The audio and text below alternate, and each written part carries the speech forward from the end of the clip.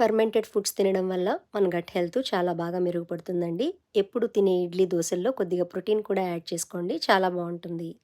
ముందుగా గిన్నెలో 1 కప్పు మినపగుళ్ళు, 1 కప్పు పెసరపప్పు, 1 కప్పు బియ్యం వేసుకోవాలి. నేను స్టోర్ బియ్యం వేశానండి. మీరు ఏ బియ్యాన్నైనా వేసుకోవచ్చు.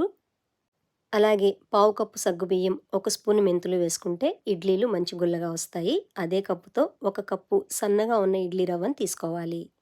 ఇడ్లీ రవ్వను మాత్రం వేరే గిన్నెలో వేసుకోవాలి. ఇప్పుడు నీళ్లు పోసుకొని కనీసం 6 గంటల సేపు నానపెట్టుకోవాలి.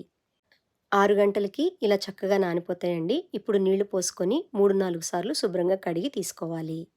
మనం వేసిన పెసరపప్పులో మంచి ప్రోటీన్ ఉంటుందండి. ఒకే పిండితో ఇడ్లీలు, ఊతప్పాలు కూడా వేసుకోవచ్చు. ఇప్పుడు మిక్సీలో లేదా గ్రైండర్‌లో నానపెట్టుకున్న పప్పును వేసి కొద్ది కొద్దిగా నీళ్లు పోసుకుంటూ మెత్తగా గ్రైండ్ చేసుకోవాలి.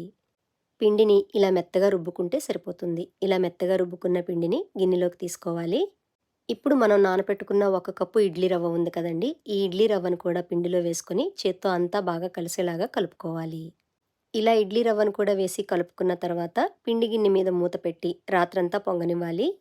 ఉదయానికి మూత తీసి చూస్తే పిండి ఇలా చక్కగా పొంగిపోయి ఉంటుంది. ఇలా ఫర్మెంట్ అయిన ఆహారం తినడం వల్ల మన గట్ బ్యాక్టీరియాకి చాలా మంచిది. మీకు కావాల్సినంత పిండిని మాత్రమే విడిగా గిన్నెలోకి తీసుకొని మిగిలిన పిండిని ఫ్రిడ్జ్‌లో పెట్టుకుంటే తర్వాత రోజు కూడా బ్రేక్‌ఫాస్ట్‌లోకి వాడుకోవచ్చు.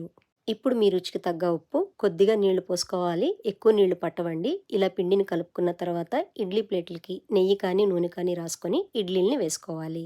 ఈ ఇడ్లీ ప్లేట్‌లని కుక్కర్‌లో పెట్టేసి చిన్న మంట మీద ఆవిరి మీద ఉడికించుకోవాలి.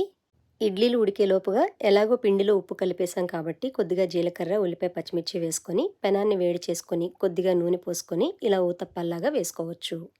చుట్టూ కొద్దిగా నూనె వేసుకొని ఒక పక్క ఎర్రగా కాలిన తర్వాత రెండో పక్కకు తిప్పుకోవాలి. రెండో పక్కన కూడా ఇలా ఎర్రగా కాల్చుకొని తీసుకుంటే చాలా బావుంటాయి. ఇలా ఒకే పిండితో ఇడ్లీలు, ఊతప్పాలు 2 టిఫిన్‌లు వేసుకోవచ్చు. ఈ పిండిలో పెసరపప్పు వేసినట్లు మీరు చెప్తే తప్ప ఎవ్వరూ గుర్తించలేరండి. టేస్ట్ కూడా చాలా బావుంటాయి. ఇడ్లీలు మంచి గుల్లగా వస్తాయి. మీకు నచ్చిన కారప్పొడి లేదా చట్నీతో తినండి. చాలా చాలా బావుంటాయి.